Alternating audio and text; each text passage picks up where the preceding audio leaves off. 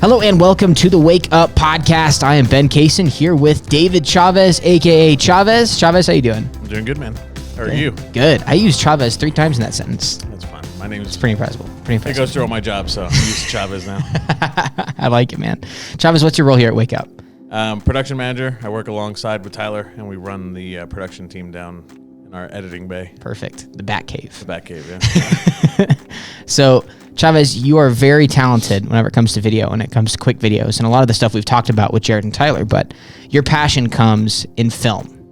And that includes quite a deal of pre-production, quite a deal of scripting, everything that comes with that.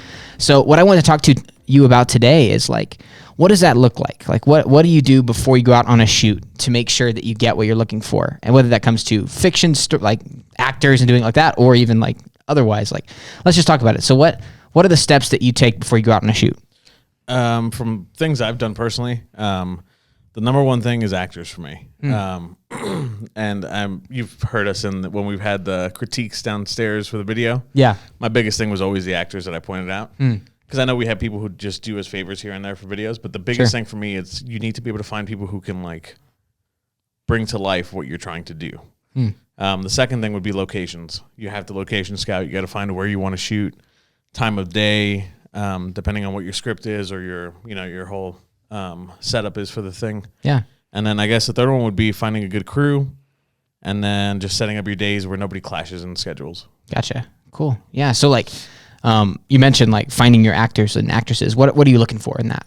Well, it depends. For example, I'll use my film Pluto that I did. I put out a whole like casting ad in Florida. Yeah. For like a young actor. And I literally sat through like a tremendous amount of videos where it's like people just auditioning. Like I send them out a part of the script. I'm like, all right, act this out. And then I remember one kid, I'll never forget him, Tristan Hall. The moment I saw his video, I was like, this is it. I stopped looking. You're like, this is what we're looking for. He nailed it. I mean, if you ever get a chance, watch it. And he shines. He's like the reason that film works so well. Wow. So you always got to find somebody who shines. So it's just looking for that gut feeling. Oh, yeah. Somebody who you feel like this is what I wrote. Like if it's a script, this is what I wrote it for. Like this is a guy or person who's like delivering what I want. Yeah. So how much prep do you do before you like say go out on a shoot to like Baskin Robbins, one of our clients? Say you're going to Baskin Robbins. How much prep do you do before you go out there? It really all depends on what we're doing. I'll use the Game of Thrones thing we did as an example. Yeah. Compared to like the Tiger King. Yeah. So Tiger King was quick, simple. We knew what we wanted. We knew it was going to be like a mockumentary. Yeah. We went out there and we kind of just filmed it. Yeah. With Big Dog, I had to find actors. I had to find the extras who wanted to dress up. I had to find the equipment. We had to find the location. And then we had to outline a script for the person to say before everybody charged. So that itself was a bigger process. So it really all depends on what the kind of project that you're doing. So tell me then, like, when you're going through, you sit down to write that. What's the guy going to say before you like start charging? Like, what's going through your head in that? Like, what are you looking for? It really depends. Like, when I write or I start planning stuff out, I like to play music or scores for movies. So I'll listen to like the Tenet score, Interstellar, Gladiator, Braveheart. Something to get you in the mood for. But it helps me like start visualizing things. So then I start doing my crappy storyboards with like stick figures and stuff. So that way it helps like the crew. For example, when I'm shooting with Tyler, I'm like, this is what I'm kind of looking for. So when I send him off to shoot, he knows what I want. But that helps me like hone in on my visuals and being able to break down the framework so I know exactly how I want to push the camera, move it, or surround the actor with it. So yeah. So tell me about those storyboards. I think like I've told you, I think I mentioned this last time. Yeah.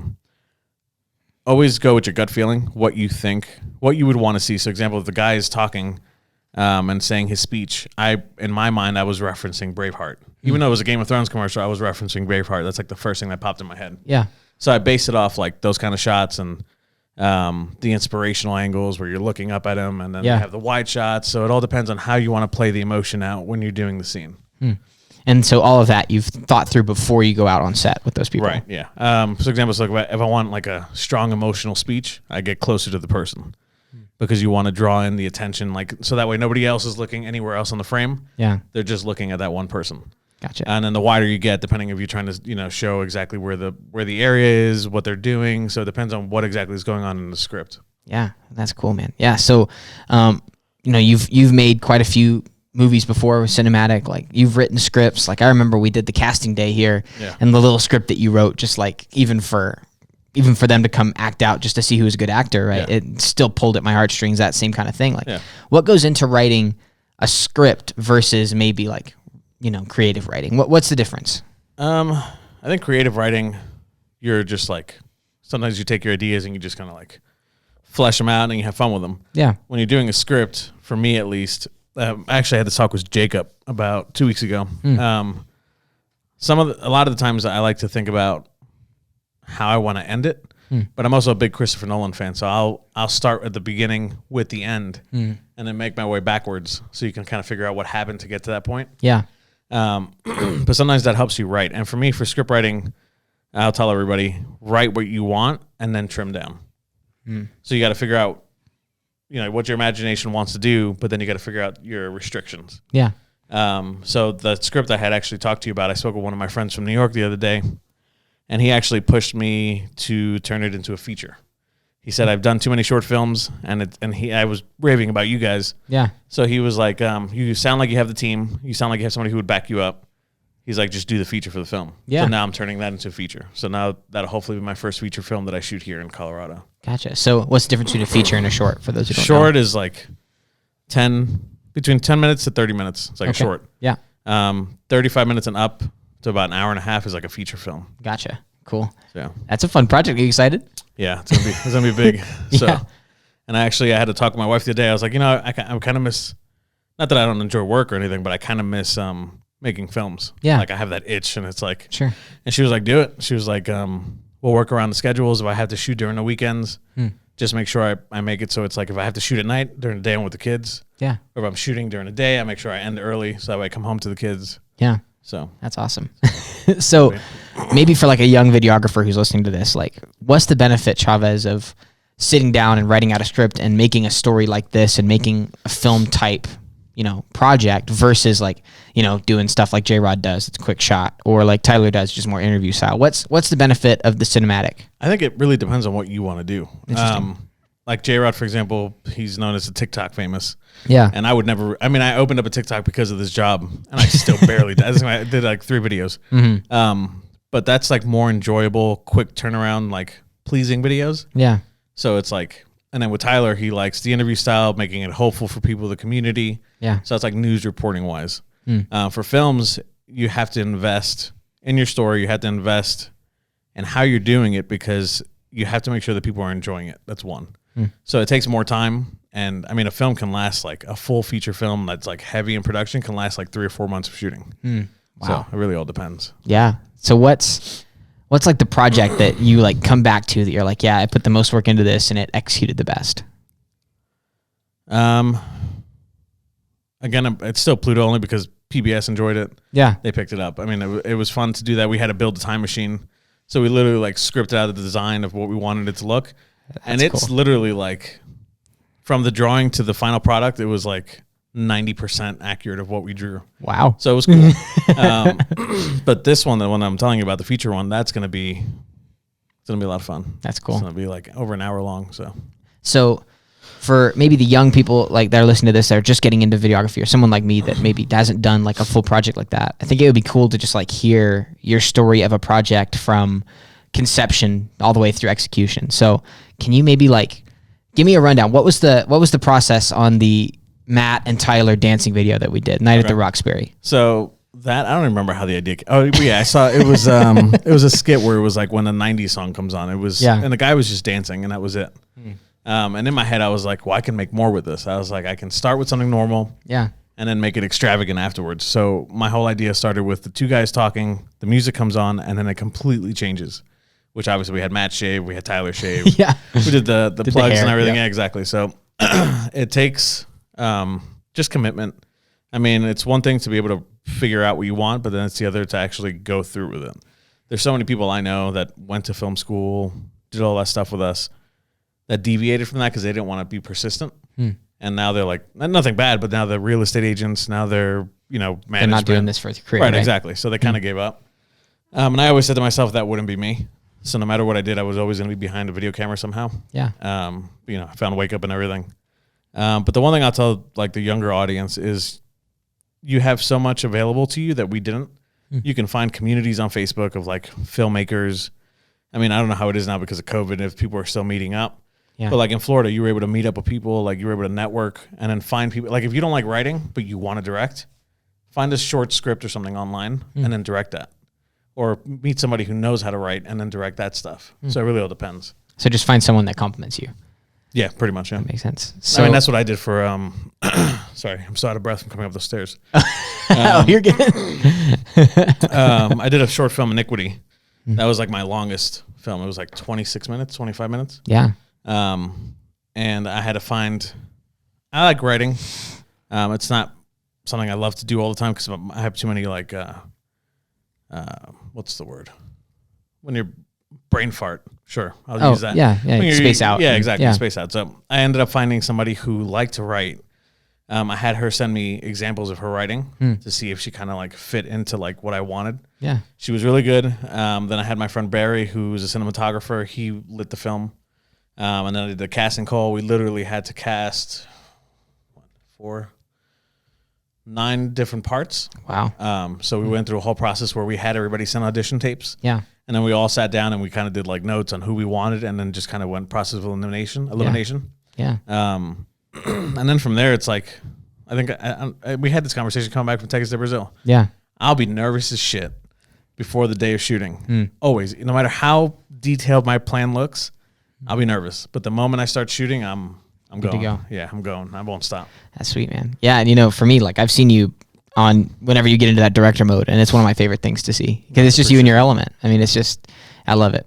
So how many hours of pre-production do you think went into just that short Night of the Roxbury video? It wasn't that long. It was all like, a lot of it, I didn't even storyboard that. That was all in my head of how I would change the dance scene from Night at the Roxbury. Yeah. From 4 people to 2 people. Yeah. And how I can make it comical between 2 guys dancing together. Yeah. So it was, and it's easy with Tyler and Matt. They were open for everything I wanted to do. Sure. So that was easy process. I don't know how they did that shot where Tyler had the legs around Matt's waist. The original shots that I wanted, we didn't get to do. Oh, yeah? Because Tyler's legs are small compared to how big Matt is. Yeah. So he couldn't hold his legs wrapped around him long enough. So we literally, that one shot you see in there is like 3 different cameras and I cut up the angles so that way it looks like. So it made it look like he held on for a long time? Yeah, but he kept dropping. And then the last time when J-Rod was behind him holding his legs for him, he almost popped out his knee, so we had to stop. You had J-Rod behind him holding his so the camera was on Tyler and J-Rod's hiding behind Matt holding his legs, and then Tyler's like, my knee, and we were like, stop. So yeah. Do it for the shot. Yeah, for sure. All right, Chavez, one more question for you here. Yeah. So just once again, just give me the little pitch. Like if somebody's listening to this, you've always thought that you'd be enjoying video, but you don't really have a nice camera. Like why should you venture into this? Why is it worth it? Maybe people won't like my stuff. Like why do you think that you should get over that? Well, I think there's always somebody out there who's going to like your stuff. My short film, Iniquity, it hits some dark material. Like there's like hanging of like, black eye. There's a lady who kills her kid, chops him up, feeds him to the boyfriend. Very heavy topics. Oh my gosh. And we won a lot of awards for it. Yeah. So there's always somebody out there who's going to like your stuff. And when it comes to the camera, I have a nice camera now, but I was shooting with a T4i and I was getting gigs like a Canon. And that's like basic consumer, like $300 camera. That's nothing. So it's always the person behind the camera. It's not the camera itself. Sure, you can upgrade and your quality is going to grow better and better, but you can tell a really good story with a crappy camera. And then somebody could have a $3,000 camera and doesn't know what the hell they're doing, and it could come out terrible. Gotcha. So it really depends on how passionate you are and you actually wanting to make the film or music video or documentary, whatever it is that you want to do. Awesome, Chavez. All right, man. So where can people follow you if they're hearing this and they want some advice maybe, or they just want to see what you're doing? Instagram, it's dchavez228. Facebook, David Chavez, or you can just find me on Wake Up, and then I'm sure you can see my demo reel and stuff on there. So cool. Yeah, so go check it out. WakeUpPueblo.com to see him on that. Yeah, Chavez, thank you so much for coming in, man. I appreciate you. Yeah, so go check out some of our previous episodes here. We've been talking to a lot of the creators here at Wake Up Pueblo about how to become a better creator yourself. So we talked to, Tyler here was talking about focusing on your message for your video. You're talking to Jared about like whenever you're taking photos, make sure you capture the moment. We talked to Jacob, and Jacob was talking about how branding is your foundation. We talked to Mia talking about what omnipresence is and why it's important. So keep your eye out for all of those. Go check those out. Kind of get plugged in with our Wake Up team, because as I always say, like I feel like I'm the least talented guy in the room all the time, because you guys are all just so good at what you do, and I'm just in awe. It's so funny that you say that, because it's like you're talking about make sure you capture the moment. Yeah. And I've gone out with you guys. I've gone to hiking with you, and I see like J-Rod and Tyler with their cameras all the time. Yeah. I like to like enjoy the moment. Yeah. I've never been the type to like pull out my camera and take a picture. And I'll be honest, I'm not either. Yeah. And then also for everybody who's listening to this, Ben and I are going to be doing a review on Kong versus Godzilla. That's right. So that's probably going to be out by the time that this podcast comes out. Probably. So check that out. Yeah. Kong versus Godzilla. I'm excited. Excited to see how you break that down. Yeah, I know how I'm going to break it down. Is it entertaining? Yeah. You can't go into that movie and try to be like, oh, it's an Oscar movie. No. Go into the movie. The dialogue. Yeah, it's going to be cheesy. It's going to be a monkey or a gorilla versus a huge lizard. Got to enjoy it. Yeah. See, the thing about you, Chavez, that I appreciate so much is like you understand the movie experience. So I love that you messaged me on Facebook. You're like, yeah, this is coming out. We're going to go see it in IMAX. And I'm like, yes. Yeah, I figured someone else. So I figured somebody else I have to like constantly. Well, my plan is to start going to the movies again. Yeah. So I'm down. Whatever comes out, we'll go see it. We can review it. So. I went and saw a pretty bad movie this last week. That's for the movie podcast. I'll save it. Okay, we'll save that. Yeah. but like, I just excited to be back in the theater. So yeah, for sure. That's awesome. And I really enjoy seeing your like cinematic feel. So I appreciate you. It's really interesting, like between you and Jared and Tyler, just how you guys' videos differ. So if you want to get a look at that, go check out wakeuppueblo.com. You go look at our employees. You look at the list of people. You can see Chavez's face. You can see Jared's face. You can see Tyler's face. Click those faces and you can see what they do. So for Chavez's reel, you'll look and see it's these very intense cinematic scenes. Like, it's very wide. And then you go to Jared's and it's up and down. It's TikTok feel, quick cut. Yeah. And then you go to Tyler's and it's very like emotionally like put together, telling stories. So I just love that you guys all like compliment each other like that. And it's a great the thing team. is we all work together really well. So yeah, I'm with you. Sweet. Chavez, thank you so much, man. And you guys listening, go check out Wake Up Pueblo's Instagram, Facebook, Twitter, LinkedIn, all of those. TikTok. We have a TikTok now. As well as check out our podcasts right here on Apple and Spotify. The Wake Up podcast you're listening to, we've got a lot of previous episodes. If you like Chavez and want to hear more about him, go check out the Get to Know Chavez episode. Same thing for all of the people in this series. We've got episodes talking about their background and how they got to wake up. So get plugged in with our team because they're some awesome people. Thank you guys so much for listening. Have a great rest of your day.